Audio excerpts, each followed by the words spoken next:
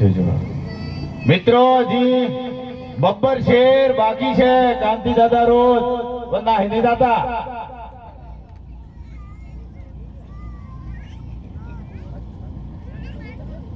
અહીંયા ઉપસ્થિત તમામ સમાજ હિતેચ્છુઓ સજ્જનો સન્નારીઓને નતમસ્તકે પ્રણામ કરું છું, વંદન કરું છું. હું મારું વક્તવ્ય શરૂ કરું એ પહેલા મારું અભિવાદન છે જય જોહાર, જય આદિવાસી, જય મૂળ માલિક. ઘણા બધાએ ખૂબ સારા પ્રવચનો આપ્યા છે, ખૂબ સારી વાતો કરી છે. મારી માટે કાંઈ નથી રહેવા દીધું, કશું જ નથી રહેવા દીધું એમ કહું તોય ચાલે. પણ અહીંયા આવ્યા છીએ તો બે શબ્દો કંઈક તમારા દિલમાં સોસરવા ઉતરે તો જ અહીંયા બોલેલા શબ્દો એને સાર્થકતા નીકળે. બાકી તો બોલીને જતા રહીએ અને અહીંયા સ્ટેજ પૂરું થઈ જાય અને ખરેનો ખર્ચ એળે જાય. એ વસ્તુ આપણે નથી કરવાની. અહીંયા સારી સારી વાતો કરી, એમાંથી હું 2-5 પોઈન્ટ લઉં છું કે હમણાં પારકી સાહેબે વાત કરી કે ડી-લિસ્ટિંગ થશે, 100% થશે. આપણે જુદા જુદા વાડામાં વેચાઈ ગયેલા છીએ, બરાબર. હમણાં ઈ શરૂ થશે જ. પણ ચૈતરભાઈ સાહેબ, હું છાતી ઠોકીને એટલું તો કહું છું કે આપણે ડી-લિસ્ટિંગ થતા પહેલા આપણો જે સાંસ્કૃતિક વારસો છે, જે સંસ્કૃતિ છે, એને સાચવશું તો કદાચ ગમે એટલા ઘરમાં આવીને તપાસ કરશે ને તો એ કશું એના હાથમાં આવે. શું કામ? ઈ તો આપણે આ મહિલાઓએ વધારે જાગવું પડશે, કારણ કે આપણે પુરુષો કીધેલું જ માનતા જ નથી. એટલે મહિલાઓ, તમારે જો તમારી પેઢીને, તમારી આવનારી જે પેઢી છે એને મજબૂત જો રાખવી હોય તો આદિવાસીની પરંપરા, સંસ્કૃતિ, પૂજા પદ્ધતિ, લગ્ન પદ્ધતિ એ બધું આપણે સાચવવું પડશે. હું તો છાતી ઠોકીને કહું છું કે 7 પેઢીઓથી મારી દીકરીનું જો કદાચ કઢાવશે ને તો આદિવાસી સંસ્કૃતિનું નીકળશે. કારણ લગ્ન વિધિ, આદિવાસી રીત રિવાજ, આદિવાસી પરંપરા મુજબ કોઈ બીજા આવીને ફેરા નથી ફેરવી ગયા. શું કામ? કે આપણી આદિવાસી સંસ્કૃતિમાં ભાભીઓ ફેરા ફેરવે છે. ભાભી હોય, કાકી હોય, માસી હોય કે ઈ મહિલાઓ સપ્તપદીના જે ફેરા કહે છે ઈ ફેરા ફેરવે છે. બીજું, જ્યારે આપણે સ્થાપના કરીએ, પીઠી કરવાની હોય ત્યારે આપણે ગોદરેજ હોય છે, નહીં કે એ નથી આપણા. આપણી તો ગોદરેજ હોય છે ને ગોદરેજ ની અંદર એક સ્ત્રી અને એક પુરુષ એનું ચિત્ર દોરવામાં આવે છે. એ કન્યાને વર નથી, એ આપણા પૂર્વજો છે, આપણા વડીલો છે. એ વડીલોના દર્શન કરીને આપણે લગ્નના ફેરા ફરવા માટે થઈને આપણે ત્યાં પૂર્વજોને આપણે પગે લાગીએ છીએ. આપણે અત્યારે તમારા ઘરમાં કઈક બીજા જ બેઠેલા હશે, આપણે આપણા પૂર્વજોને આપણે કોઈ નાખ્યા, પણ આના પ્રતાપે આ વાતો ઘણાય ક્રાંતિકારીઓ શહીદ થઈ ગયેલા છે, જીવની કુરબાની આપી દીધેલી છે. ત્યારે આજે તમે અને હું બધા જ ફોરેફની જિંદગી જીવીએ છીએ. હું તો સલામ કરું છું ટીપુ સુલતાનને. શા માટે ટીપુ સુલતાનને યાદ કરું છું?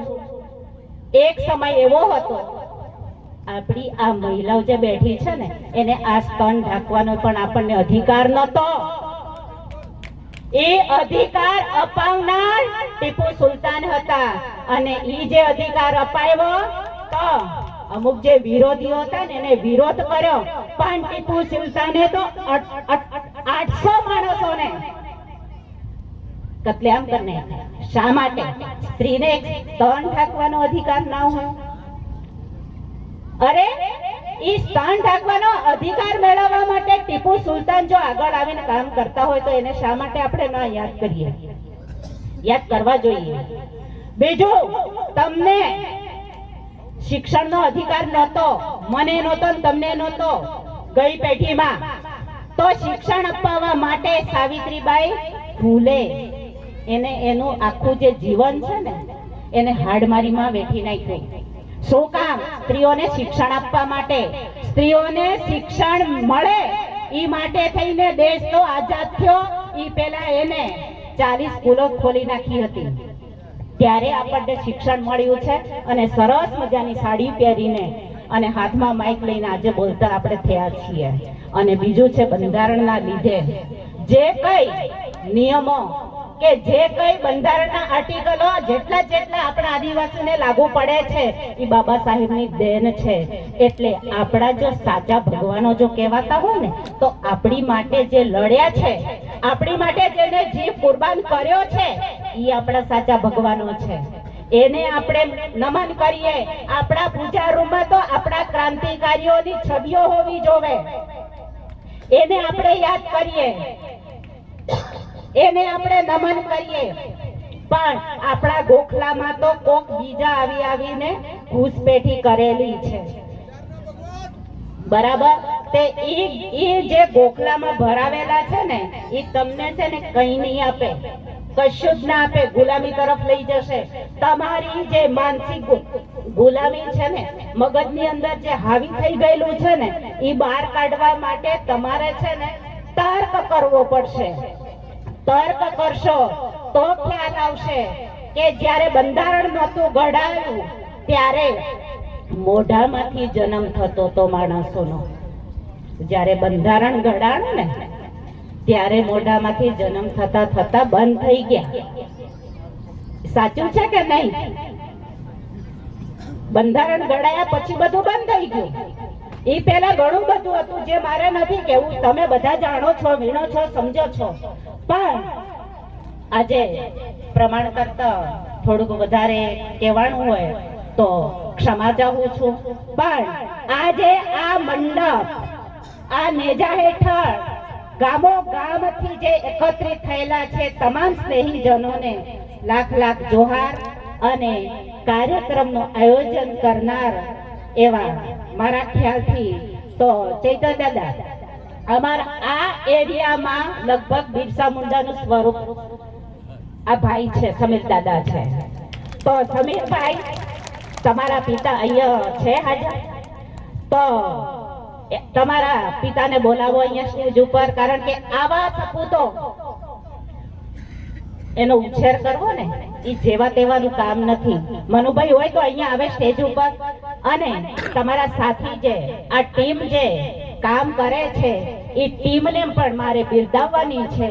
કારણ કે હોસલા તો બઢાવા જોશે ત્યારે કામ થશે. એટલે મનુભાઈ હોય તો મનુભાઈ તમે અહીંયા આવો સ્ટેજ ઉપર. અને સમીરભાઈ, તમારી ટીમને 2-5 માણસને બોલાવી લો અહીંયા. Birsa brigade Chorimala, Birsa brigade Od, Birsa brigade Khari, તમામ દરેશ્વર લટા, વિજેન્દ્ર નીનામા, અશોકભાઈ Ninama, Kalpesh Tabiyad, Birsa brigade Od totally team ઓડના યુવા મિત્રો જેટલા કઈ હાજર છે, આશીષ ડામોર, પિયુષ ડામોર, મોન્ટુ, વિનેશ, મનીષ બરાડા, નિલેશ બરાડા, ઓડના ટોટલ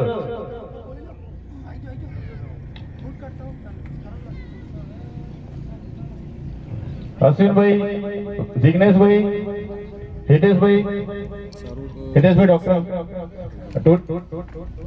રહેતા માલસડો સ્ટેટ તૂટી જાય આવી જો માર સાહેબ, મુકેશ ખારી, બિરસા બ્રિગેડ ખારી આવી ગયા. ઓકે સરસ.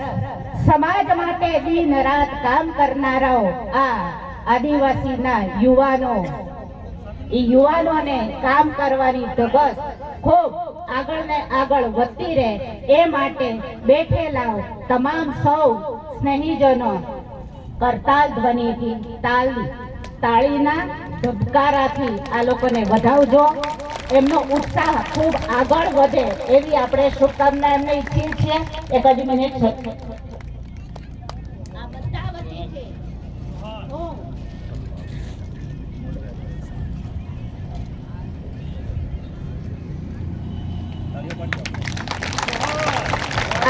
આખી ટીમ વતીથી એક પ્રતીક તરીકે મેં સમીરભાઈને શાલ ઓઢાડી છે, પણ એની સાથે સાથે એમના પિતાશ્રી મનુભાઈને પણ આપણે એમને તાળીઓથી વધાવીએ, કારણ કે સમાજ માટે દિન રાત કામ કરનાર આવા પુત્રનો જન્મ આપ્યો છે.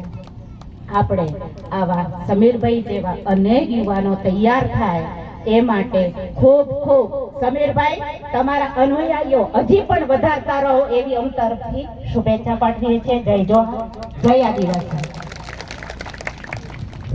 ખૂબ ખૂબ ધન્યવાદ.